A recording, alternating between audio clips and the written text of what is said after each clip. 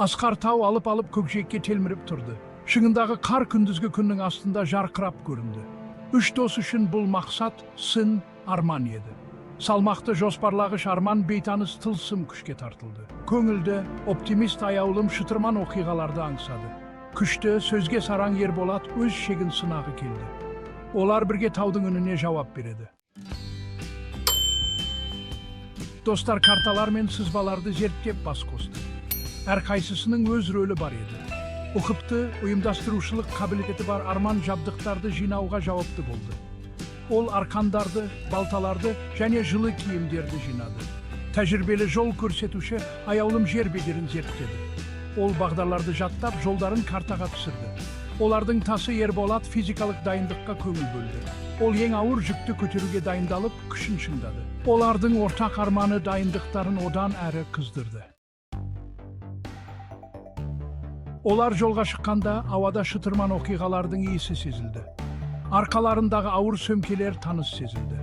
Таудың етегіндегі жайпақ беткейлер гүлдермен көмкерілген жасыл алқаптар арқылы өтетін жеңіл көрінді. Бірақ тау көп ұзамай өз қиындықтарын көрсете бастады. Жол тік жарға айналды. Қозғалмалы тастар аяқтарын тайдырды. Ауа сұйылды, әр тыныс алу қиындай түсті. Соған қарамастан олар достықтарынан күш алып алға жылжыды.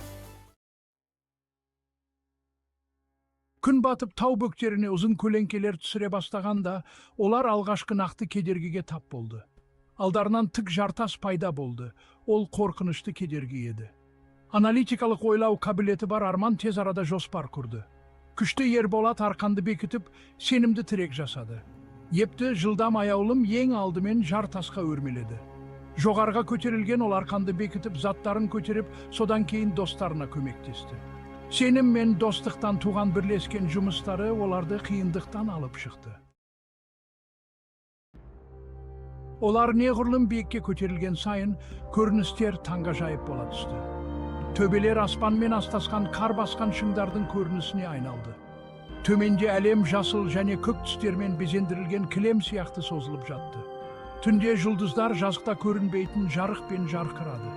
Табиғаттың шексіздігі оларды таң қалдырып, әлемдегі өз орындарын еске салды. Шыңға жақындаған сайын ауа сұйылып суыта түсті. Әр қадам шаршаумен және тартылыс күшімен күрес болды. Соңғы учаске мұз бен қар үстіндегі қауіпті өрмелеу болды. Жел азынап киімдерінің астынан өтіп кетті. Бірақ олардың жігері суықтан да күштірек еді. Олар бір-бірін жігерлендіріп, ортақ мақсаттарына ұмтылды. Ақырында адреналиннің көмегімен олар шыңға жетті. Шаршау сейіліп, орнына эйфория толқыны келді. Олар әлемнің төбесінде жеңімпаз болып тұрды. Көрініс таңғажайып еді. Бұлт басқан шыңдар мен күн сәулесіне шомылған аңғарлардың 360 градустық көрінісі болды. Бірақ олардың жеңісі тек өрмелеумен шектелмеді. Шыңды зерттеп жүріп, аяулым мұз пердесінің артында жасырылған үңгірді кездейсоқ тауып алды. Ішінде ежелгі адамдардың өмірінен сыр шертетін үңгір суреттері болды. Төмен түсу физикалық тұрғыдан қиын болғанымен, жетістік сезімі және жеңіп шыққан әлемдеріне деген жаңа көзқараспен толтырылды. Оттың басында әңгімелермен, күлкілермен бөлісіп, олар таудың оларды тек физикалық тұрғыдан ғана емес, сонымен қатар психикалық және эмоционалды тұрғыдан да сынағанын түсінді. Олар қорқыныштарына бетпе-бет келіп, өз шектерін кеңейтті және жеке тұлға ретінде де, дос ретінде де күшейе түсті. Жазыққа оралғанда, тау олардың есінде ортақ тәжірибелерінің символы ретінде сақталды. Олар шытырман оқиғалары мәңгілікке өзгерткен өмірлеріне оралды. Тау олардың арасында мызғымас және берік байланыс орнатты. Олар шынайы достықтың арқан сияқты екенін түсінді, сынақ кезінде күшейе түседі.